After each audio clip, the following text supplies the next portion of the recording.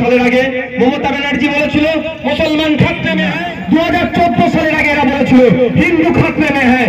খাতরা থেকে উদ্ধার করার নামে অমিত শাহ ছেলের বিজনেস 14,000 গুণ বেড়ে গিয়েছে।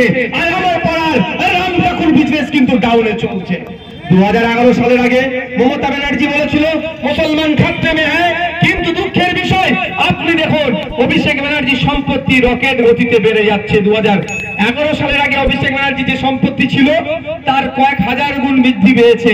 আর আপনার পাড়ার রহিম চাচা যিনি ভেবেছিলেন এবার মুসলমানকে উদ্ধার করার জন্য মমতা ব্যানার্জি আসছে একটু ভোটটা দিই, কি হয়েছে সে আরো তলানিতে চলে গিয়েছে। লাভটা কি হচ্ছে? ধর্মের নামে যারা ভোট চাইবে তাদেরকে প্রত্যাখ্যান করুন। উন্নয়নে নিরিখে হোক ভোট। আর কি হবে? আপনার কথা যে পার্লামেন্টে তুলতে পারবেন তাকে ভোট দিন। তাই অনুরোধ করছি, এটাই ভালোবাসার দাবি জানাচ্ছি। আগামী 20 তারিখ ইভিএম মেশিনের 7 নম্বরে খাম চিহ্নে ভোট দিয়ে আমাদের প্রার্থীকে জয়যুক্ত করে পার্লামেন্টে পাঠান। আর যদি ভালো না লাগে আমি আবারও রিপিট করছি, ভোটের জন্য মারামারি হানাহানিতে জড়াবেন না। কাকার ছেলে জ্যাঠার ছেলের মাথা ফাটাচ্ছেন নেতাদের জন্য। চাচতো ভাই মামাতো ভাই ফুফুতো ভাই খালাতো ভাই পিসির ছেলে মাসির ছেলের মধ্যে লড়াই জড়িয়ে পড়ছেন ওই নেতাদের জন্য।